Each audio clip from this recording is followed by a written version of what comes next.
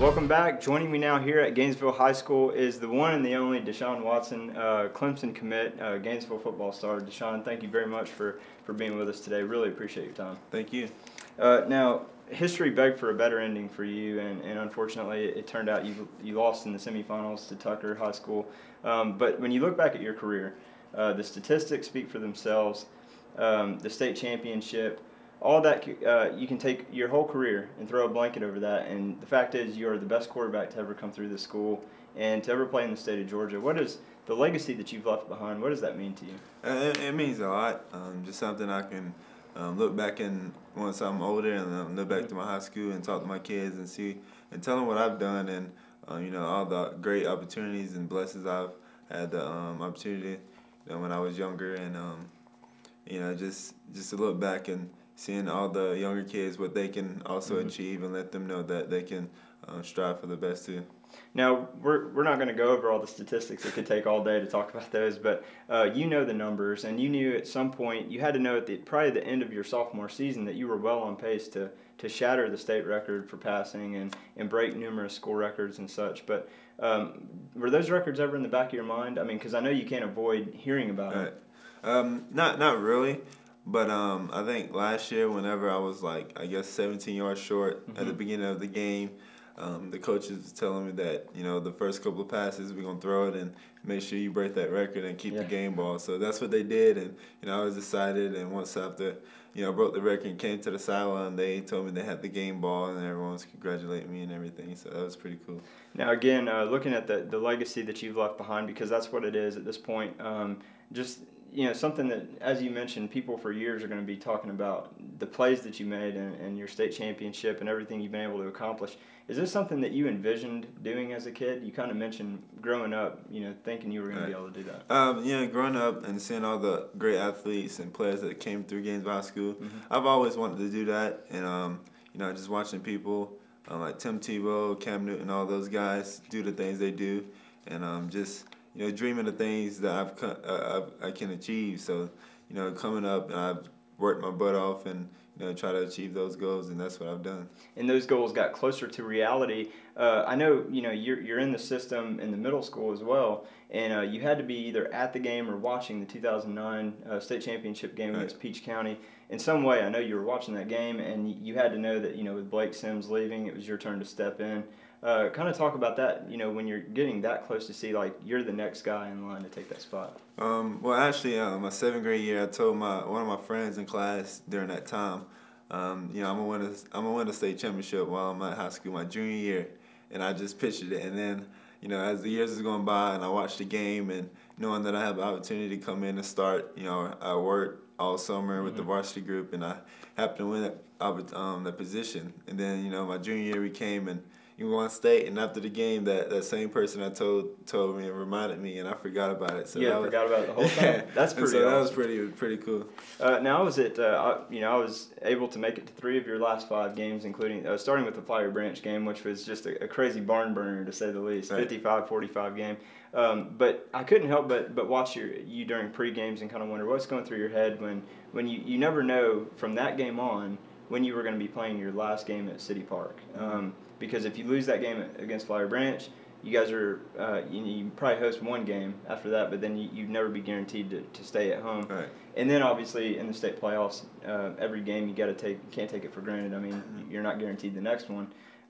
What's going through your mind when you're out there trying to play your game, but also realizing this could be the last time you play in front of the Big Red Faithful? Just cherish every moment that I have on that field, and just having fun out there, and not think too much about losing, and that's gonna be my last game there. Just have fun and compete. And I knew my teammates had my back, and I had theirs. So, going into every game, I just really try not to think about it, but then again, it was in the back of my mind. So, I just had to make it the best that day in that game because it could be my last. And unfortunately, it didn't. Like we said, it wasn't the storybook ending you hoped for with the loss at Tucker. Maybe things would have been different if you had won the coin flip, but we'll never know. But you had to go on the road, and a hard-fought game, and that was a team that a lot of people picked. If anyone was going to upset you guys on that side of the bracket, a lot of people thought maybe it would be Tucker, and it turned out they came back and won that game. What was going through your mind when you walk off the field? That final second ticks off the clock, and it's your last second wearing that that red jersey. What's that feel like? It was heartbreaking, but then again, I knew that the past 4 years, all the support and all of what Gainesville High School and the community have done for me and all my teammates was awesome. The best 4 years of my life, and some memories I would never ever forget. And so I had a smile on my face. I know it was sad, but I had a smile on my face, and everyone came up and wished me best of luck in the future. So that was great. Yeah, and I know the way that you play the game is pretty fearless. I mean, you run the ball, you pass the ball. You're not afraid to take a hit, and we saw that in the Monday's Mill game. You kind of got your shoulder jarred up a little bit, and in the Tucker game, a little bit of a scare with the MCL. I know you had an MRI on that. What's the update on that injury, and what's the prognosis on that? It's just a grade 2 sprain MCL. So I have maybe a little tear in it, but not so much, and no surgery. So they said brace and rehab for 4 to 6 weeks. So I'm going in Clemson early, so they can rehab on me while I'm there, and so I'll be 100%, over 100% by spring practice. So. Yeah, I know the Clemson faithful was holding their breath a little bit when they heard MCL, but I know you finished out the game as well with the injury. So, and speak about Clemson for a moment. We're gonna just spend a few minutes talking about that. Since day one, you've been on their watch list, and you committed, I believe, sometime in your sophomore year, and you never really wavered from that. What was it about Clemson that had you sold through and through from the get-go? Well, it was close to home, so my mom can come up easily, and just everything about the campus, the community, the fans, and it just it's really hard to explain. You just have to visit Clemson, and they told me a plan. We're not getting a 2013 quarterback, and we want you to be our guy. And so, I trusted in them, they trusted in me, so I took it and ran with it, and, it's been great ever since. And I'm sure along the way, no doubt, you had countless other offers. What are some of the schools that came knocking at your door?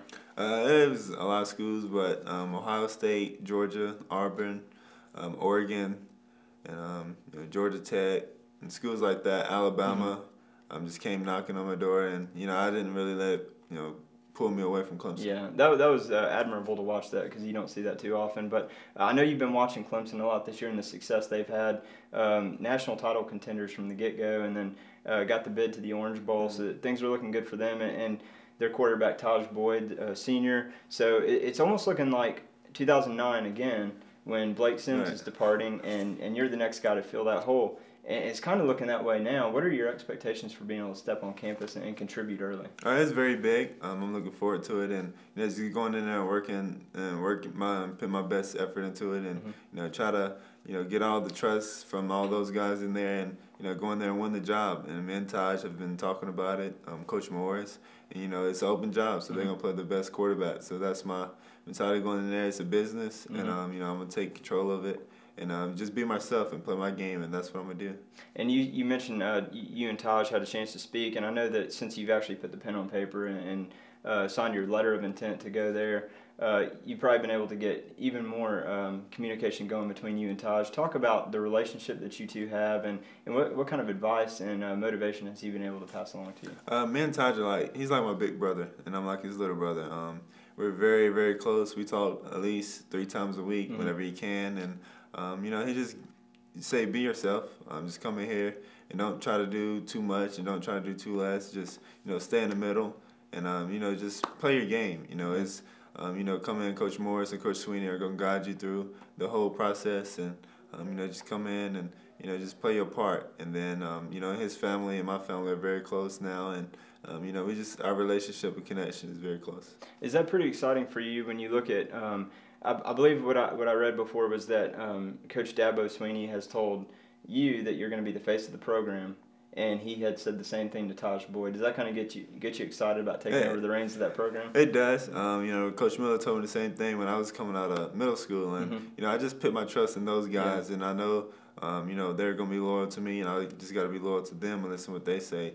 So it's a big step, and it's a lot of pressure for someone that's like me, an 18-year-old kid coming straight out of high school. So, but I think I can handle it the way I've been raised and prepared in high school. So it's a great thing. Now you're a guy that, as you said earlier in this interview, you dream big. I mean, you said back in middle school, 7th grade was it? You had said that your junior year you're going to win a state championship. What goals do you place on yourself for some accomplishments that may be out of this world, but things that you can accomplish when you get to Clemson? One of my goals is going to come sooner than later. Try to win the starting job as a freshman, and win the Heisman back-to-back, and then win national championship back-to-back, first-round draft pick, go undefeated at Clemson, all the years I'm there, graduate, get my degree, and, just be a great role model.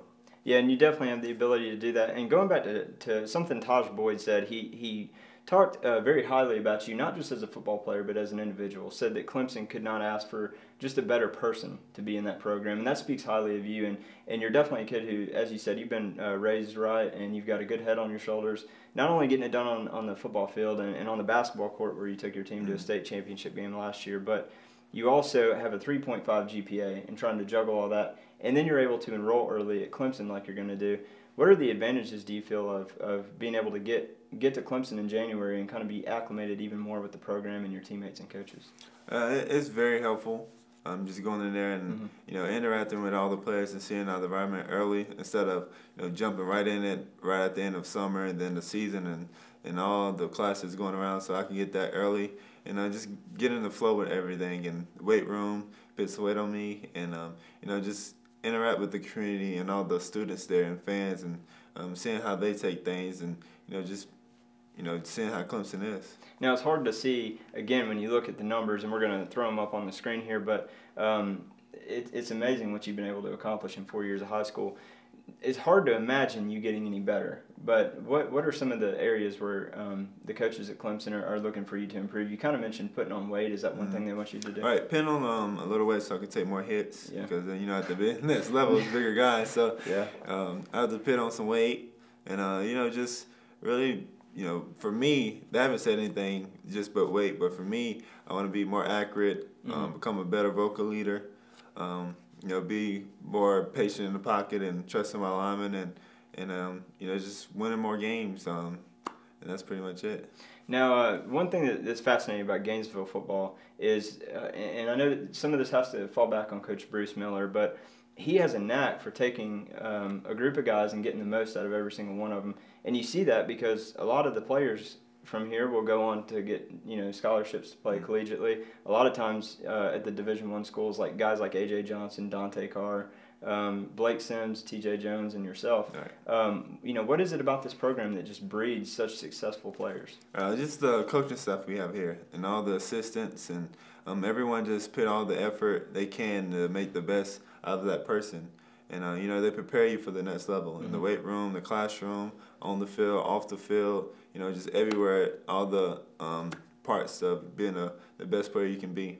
And you talk about being, a good man as well. You've done some things off the field that are very noteworthy. You were an intern for the Hall County Board of Commissioners, helping raise awareness for victims of cancer and cerebral palsy. Talk about what fuels that passion for you and what got you involved in that. Just really when my mom, she had cancer and the things she was going through, so I just really wanted to help people out. I had to take advantage of all the opportunity I have because you never know when that's going to be going away. So I just decided to just interact with the community more and just being the face of a program or being a star athlete in a city like this. You just got to interact and have the fans support you and knowing that you're doing the right things at all times. So that's what I like to do.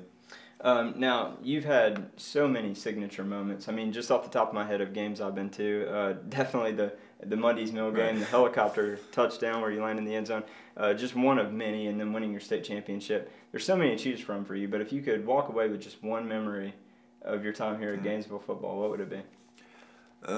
Can I choose two?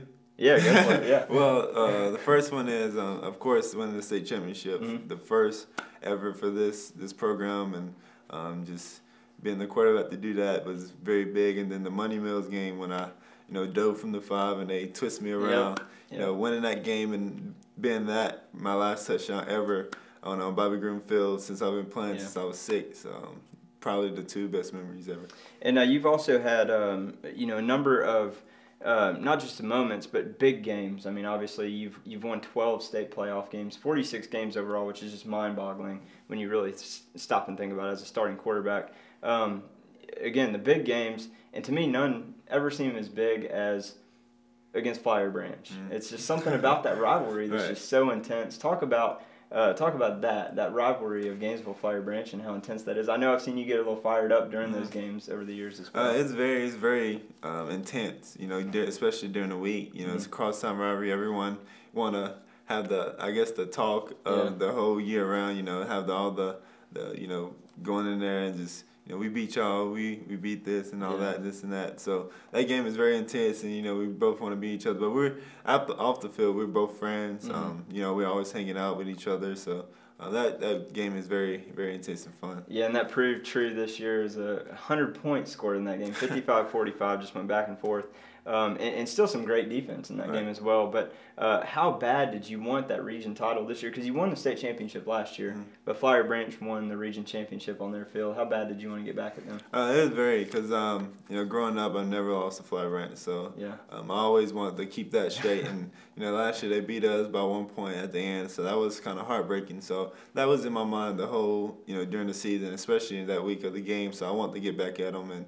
Improve a point. It's my last time actually playing these guys, so I wanted to beat them, especially on that field. And now, and my coach was telling me during the week, if I win this game, I'm probably one of the only quarterbacks to say I won a championship every year as a starting quarterback. So that was pretty big too. That is pretty cool. Just one more record to add to your list. Now, last question for you, and then we'll let you go. But again, just so many moments and memories and signature moments, games, everything for you, the records, it all speaks for itself. But what are you going to miss the most about putting on that red number 4? Just the support and all the fans and all the little kids coming up to you and saying, they want to be like Deshaun Watson and, just giving you high fives and just coming out of the tunnel or the field house and just seeing all the red and black and white and all it's something about Gainesville that if you had the opportunity, you should come to Gainesville and see it. And it's been great, and I just love the support community around here. And you'll be coming back often? Oh yeah, I'm just an hour away, so whenever I have a time off, and I have a little brother that's gonna be playing, so I'm gonna come back as much as I can too. Well, Deshaun, thank you so much again for your time, man. It truly is an honor to have you on, and congratulations on a storied career. And we hope to be seeing you do that here pretty soon in orange instead of red, and then I'm looking forward to you playing on Sundays. Oh yeah, that's my goal too. All right, thanks a lot, man. We appreciate it. Thanks for watching this special edition of Blitz featuring Gainesville High School Football 2013 with head coach Bruce Miller and Deshaun Watson.